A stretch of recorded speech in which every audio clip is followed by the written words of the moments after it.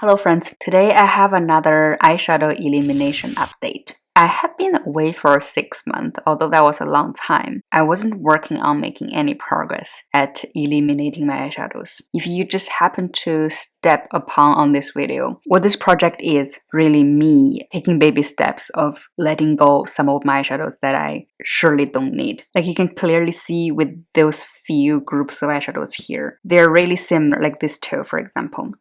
Let me give you a swatch. They are almost identical with a very small difference, or these two. For a regular person like myself who is not a makeup artist, there's really no point of keeping them both. This is my 4th update for this project. For my previous update, I honestly thought that I was gonna take a break from this because up till then, I was going at a pretty fast pace with this project. Like some of the shadows that I was going through, I would use it on my eye, put them to test. And there was a good portion of eyeshadows I was just basically doing a judgment call based on a swatch. However, I think I have reached to a point where the decisions are getting harder to make. And because I want to be really thorough with my decisions, I think I'll be taking this much slower from now. So for today's video, I'm only gonna go through this 6 group of eyeshadows. Some of them are gonna be let go right away, and a lot of them are actually gonna go to stage 2 of this elimination process. It's what I call my eyeshadow to pan bank. I'm gonna go through this group first. This one's from Too Faced, this one's from The Balm, and this one's from Makeup Forever. This is how this 3 shadow looks like. These 2 are shimmery and this one is kind of like a satin, but they give me the same vibe if I'm reaching for this shadow. It's a laid-back mauve color. I applied those 2 on my eye because I have used this one quite a lot in the past. I know very well what this one does. And between these 2 shadows, I definitely prefer this one from Too Faced. This one from Makeup Forever, initially I thought I liked the color better. It's a little bit like towards a lavender purple, in contrast with this one from Too Faced is like a berry purple. But when I look at the look in more of a natural light, I don't think I like this one as much. And right now when I'm swatching all 3 of them together, I have a theory. If I mix this color with this color, I probably will get the one from Makeup Forever. Let's give it a try. Yeah, how much can you tell? It's very close. So probably really should declutter this one, but my heart is not at ease when I think about that. So instead of being indecisive with my decision, I think I'm gonna take advantage of rolling this one into stage 2, work on panning that and see if I would like it enough to end up panning it. Okay, so that's the first group. Let's go with the second group, which is also the biggest group. This is a slightly wider range of colors. Initially I had these 3 shades here, but then I saw this one from Stila. This is a color kitten. I have a lot of similarity with this kind of shades. Paragraph, and this is a kitten, and this is from The Balm. Too Faced Tickle Me, and this is Too Faced Cutie Patootie. This one is Kitten from Too Faced, from the Natural Love palette. Funny they have the same name. This one looks a little bit purple. Is that purple? Purplish pink when you look at the pan. When you swatch it out, it has a lot of similarity with the other eyeshadows here. This is a highlighter from Lancome. It also shares a lot of similarity. At last, this one from Naked. I actually didn't include this one, but when I was getting ready for this video, I put out the Naked palette to compare with this shadow. And I realized, wow, this one is quite similar too. So let's give it a swatch.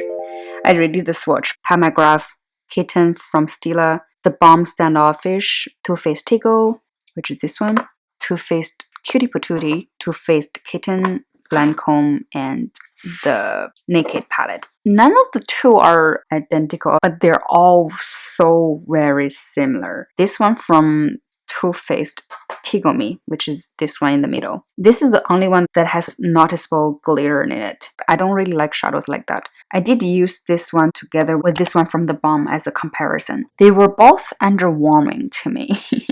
I don't think I liked either of them, although if I have to pick one from these 2, I would definitely prefer this one from The Balm over this one. This one's a declutter for sure. This one may be firm. No, I can't. Both of these are going. The rest of them, this one I liked. These 2 are just here for the reference. They are staying. now that leaves me this 4. This one is actually a really pretty color. I don't know if the camera picks it up. Oh, it's a pinkish purple with a slight yellow hue. It's pretty, although I didn't wear this one on my eye. Since I have this palette here, let's go through this. So this is a Honey Pot from Too Faced Natural. It's in my eye, identical to Half Baked from Urban Decay Naked original. This is one of the first dupes I found within my collection. You see, the thing is, I have had the Naked palette for a while, right? And I don't even like the Half Baked. Long before I even swatched this shade, discovering this is a dupe, I already knew I don't like this shade. Although I reach for it a lot, it's a very boring shade for me. I think I wear it because is there and is easy to wear, as in you can't make a mess of it. That's the only reason I wear it. I don't think I wear it because it sparks joy. Anyway, this is where I realize I have problem with letting eyeshadows go. Like, there shouldn't be any reason or point for me to keep this eyeshadow, but my rational thinking is out of the window. For whatever reason, I just don't want to let this shadow go. But I think that's why I do my elimination project this way. Like, I have thought it through. I know my problems. I know how to tackle it. So what I'm gonna do with this eyeshadow is I'm gonna put it into my stage 2. See if I would end up liking it enough to pan it. Next group, we have this beautiful chocolatey with a hint of purple brown. They're both from Too Faced. This one is called Hot Chocolate. This one is called Spoiled from the Natural Love palette I depotted recently. I have tried this combo on my eye. The result was I liked the color of this one better, but I liked how this one applied. It was a lot more smoother upon application, which kind of makes sense because this one, now I'm looking at it, this one has more shimmer, and the shimmer formulas usually goes on easier. So I'll be keeping this one, and I'm gonna be rolling this one to stage 2. The next group, this one's from Too Faced Natural Love, The Balm Nude. I also used all 3 of these shadows on my eye. This is a group of shadow that I think it was the most identical out of all the groups I'm going through today. This one is a little bit warmer than these two. These two have the cool tone brown vibe. In comparison, I didn't like this one from The Balm. It had more fallout and the color was not as opaque. So I'll be letting this one go. And between these two, I think I'll be rolling this one to stage 2 to pan. And I'll be keeping this one in my collection. This might be the last group, but however, I have one more shadow that I'm missing. This one is from Balm Nude. It's called Seductive. This one is from Too Faced Natural Love, Dear Diary. And the last one is from the Urban Decay Smoky. You know what? As I'm looking at this shadow right now, this palette right now, I'm thinking this color called High, oh yeah, would possibly be another dupe from this pinkish champagne group. Look at that. Cool. The Balm, Too Faced, and Urban Decay Smoky.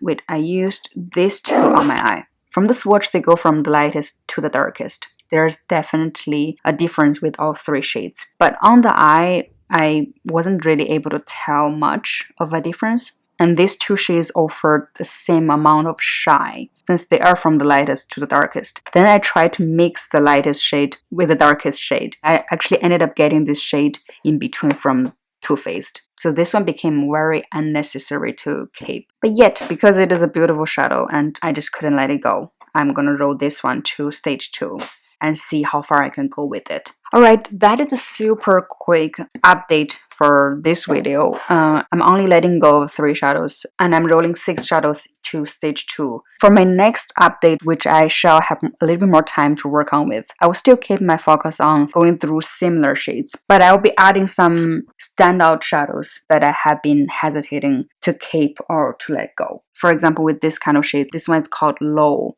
from Urban Decay Wise 4. It's a very chunky glitter shadow and it has a lot of fallout. But the color looks so gorgeous to me and I kept on wondering if I could make this shadow work for me. So I don't use it because I know it's going to be a mess. I'm also not letting it go because I kept on wanting to make it work. So I thought I would start testing those kind of shadows to see if I could make them work to have them stay, or if I can't make them work, I should let them go. Because I do want to downsize my single shadow collection. Ideally, I should let half of my single eyeshadows go. But realistically speaking, I just can't jump from A to Z. I have to walk my steps. Yeah, thank you so much for watching. I will see you in my next video. Bye bye.